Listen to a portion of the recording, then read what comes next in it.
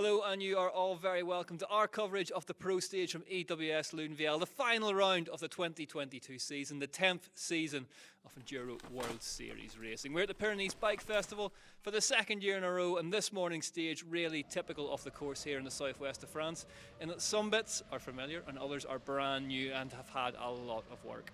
Heavy overnight rain has led to some tricky, patchy conditions out in the stage today. The 2.4 kilometres of Karen was as unpredictable as it was technical. As you can see, the conditions getting the best of some of the best in the world today. Ella Connolly in amongst them. Joining me in the booth for this one is Josh Carlson, and we're going to look at the three fastest times from today. Starting with Noga Karen. Josh, third place today for Noga, 11 seconds back. Impressed with this one? Very impressed. She's come into the final round of the season with a bit of fire in the belly, and to put a solid result down here today in this Loudenvielle Pro Stage was a great start to her weekend. Yeah, she's got a bit of form with this Noga, actually. Ending the seasons, really growing into them, ending them strongly. Her best result of the year so far was at EWS Cron Montana last time out, where she took 5th place there. Former world number 2, heading back up their rankings.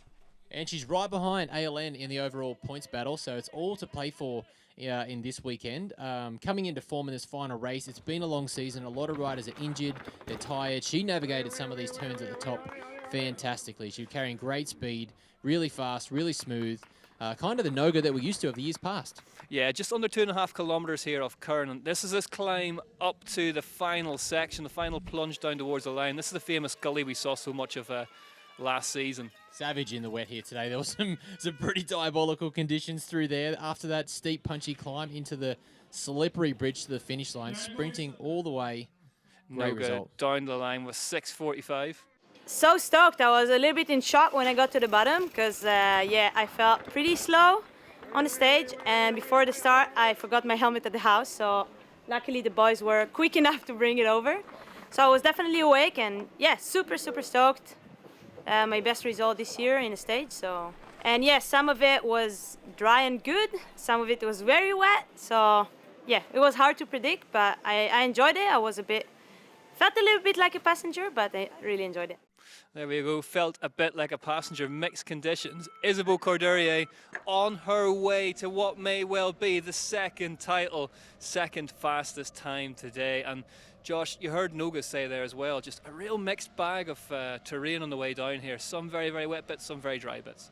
Yeah, I think that rain just played havoc on today's course with so many exposed bits up high here. There's plenty of roots and rocks mixed in. As we get down into the deep, dark woods here, you can see some of the dirt's quite good. Some of the riders are actually riding with real good aggression, but as Noga said, they were passengers at some point, and Isabeau handled it pretty well. This section in particular claimed so many scalps today. So that line, there's a drop on the left, and then you sort of duck under a tree and hook round the left-hand side of it. And as you can see, all those roots coming out.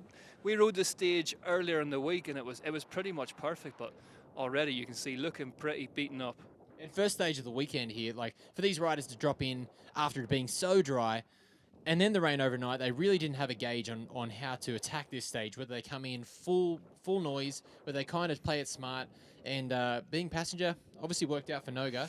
Worked pretty well for Isabeau here. Oh, Isabeau, 545 points to the good ahead of Morgane Charre in the title race. It would take some kind of absolutely monumental disaster, you feel, for her to lose this title. It's very much the fish is in the boat at the minute, but we should be happy with this today. I think so. I mean, of course she would like to come out and win every stage, but the championship's right there for the taking. She's got one more day to go. It is going to rain. It's already been raining this afternoon after this pro stage, and with how treacherous this stage was, to get through safe, unscathed, reasonably clean. She's still in second place, and it's all to play for tomorrow. Yeah, I should point out why we're watching Isabeau make fantastic work off the bottom of the stage. Here is that climax. You're on board now. You can see an absolute lung buster.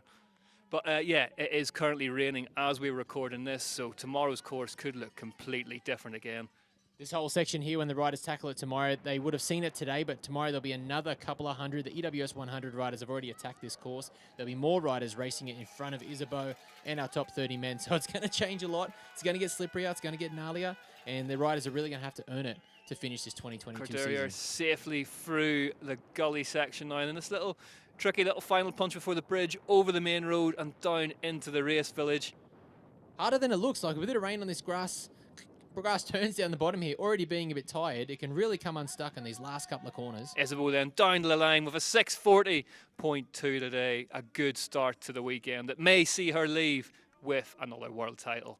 It was pretty wild with the conditions this morning, very slippery, so I tried to stay smooth, but at the beginning I was just too tense, and I kind of relaxed towards the end and got like, let's say, a smoother run. Super happy with second place. My goal for this weekend is clearly to try to stay on my bike and just ride smooth and consistent, so I'll try to stick to that. Here we are then, the fastest time today, Morgane Charre with a 6:34.2, the winner of the pro stage. Mathematically, at least, she still stands a chance of taking that title. And Josh, first out of the gate today, great result. Great result. She looked fantastic in the middle section of corners that I saw up there, which were very, very hard for these riders to navigate.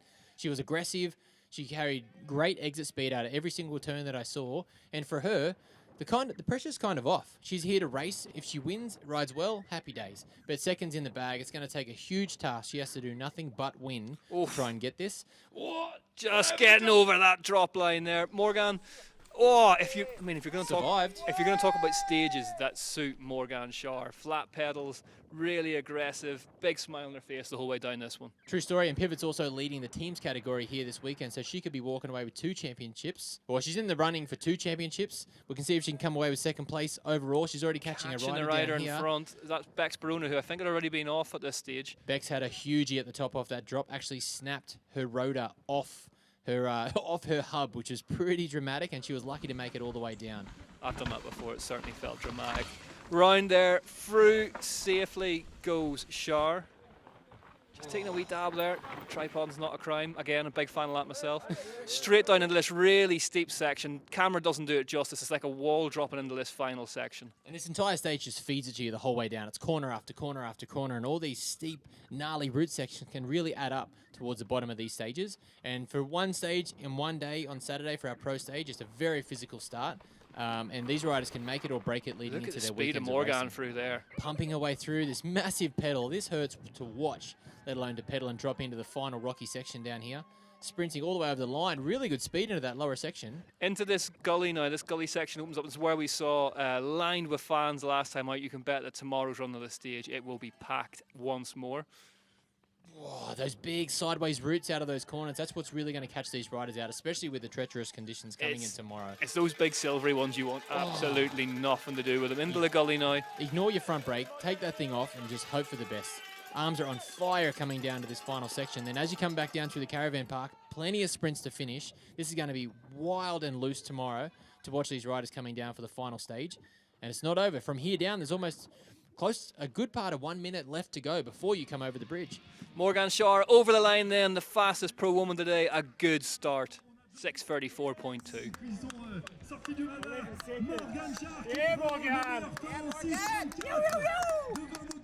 It was really fun. I kind of struggled to get into like the right mindset at the top, but then as soon as I dropped in, it was just, so much fun. And I think with the flat pedals, it was just the best for this one because it was quite slippery, and I really enjoyed it. It was good. There we have it then. Morgane Charre leads away from Cordurier, Karen, Melanie Pujan, the reigning champion, up in 4th. Hattie Harnden going for that 3rd place in the overall in 5th. Becky Cooks up in 6th. Jess Stone up in 7th. Johnny Prudkova and Rafaela Richter round out the top 10. Now, the 3rd fastest pro man today, Charlie Murray from Specialized. Josh, an absolutely great ride from the Kiwi. Great ride from the Kiwi. He is finishing the season off super strong. Back into the form that we saw last year. Last year's Charlie Murray taking his first ever podium. So to finish off the year here with a 3rd place on our last pro stage, going into tomorrow, it's going to fill him full of confidence. And these conditions suit Charlie.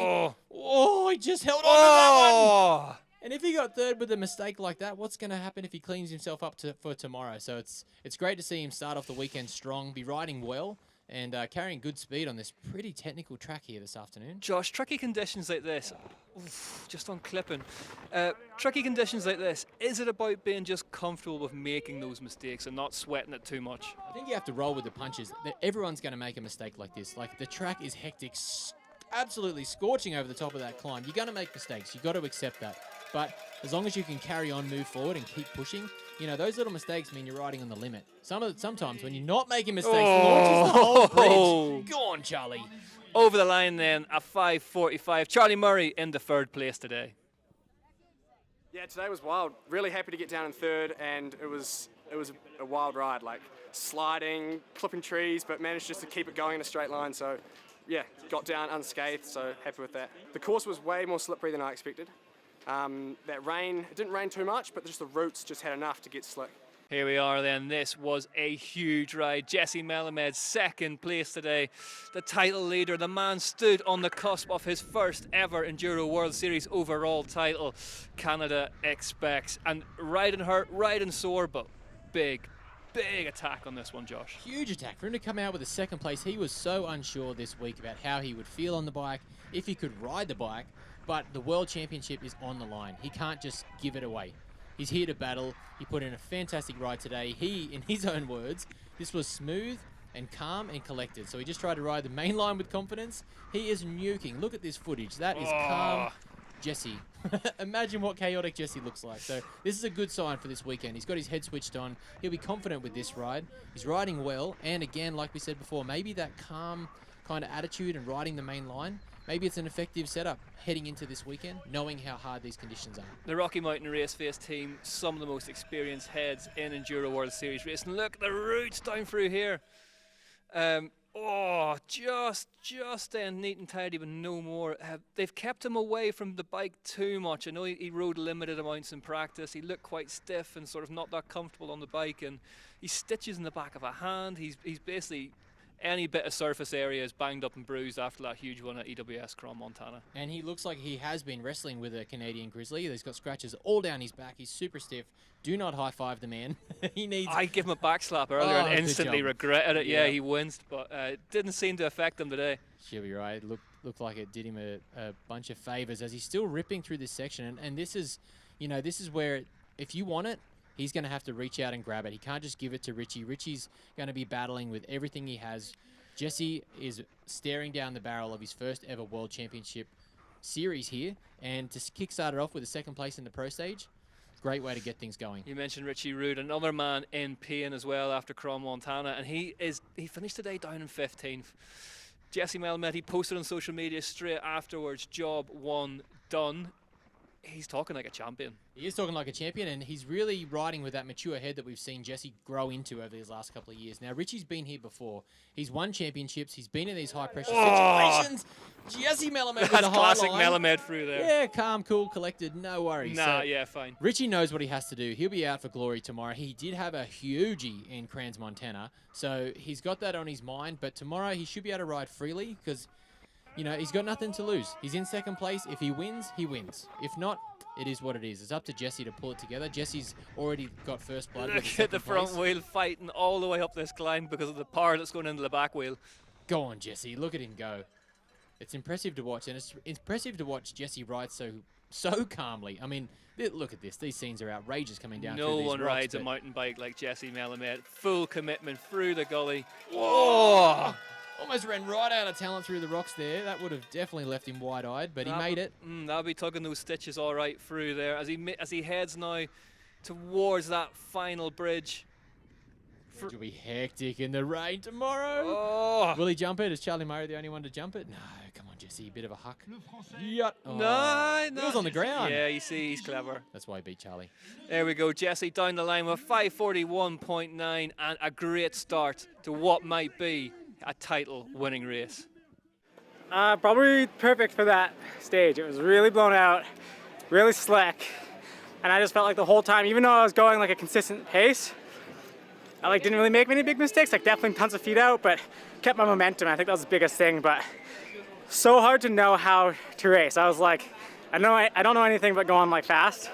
So I was dropping into the stage, and I was like, okay, I'm cruising the top because it was really slick, and I was like, I have no idea if this is fast or not, and I was like, I just want to not make mistakes. So I was really keyed in on hitting every corner perfectly, when it was just a small rut, and worked out. Second is, I have a problem going slow. So I'm not too surprised, but I'm just really happy to start the weekend off with a really good stage. I was kind of hoping not to have the pro stage just so I didn't have to maybe do bad in the pro stage and have a whole day to think about it. So good start.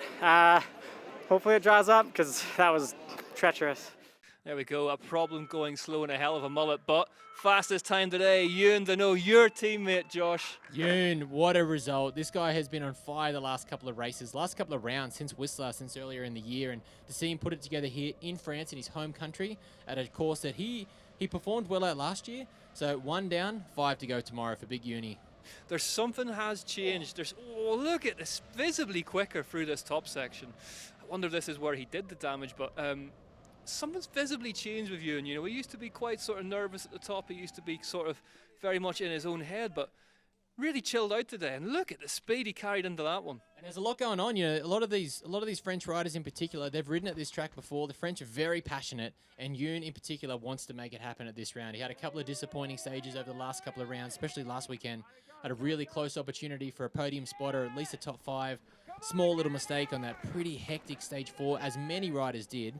Luckily, he walked away with no trouble. Roaring up that climb. His fitness has improved dramatically this year, and he is really looking like the wild man that is talented, fast, fit, and ready to put down a podium performance and maybe even stand on top of it here this weekend. Off the bridge then and over the line with a 5:38. One of the biggest runs of Youn Deniaud's career, and he's in the pole position. Here in France, it's special. I have my family for the first time since like 3 or 4 years in EWS.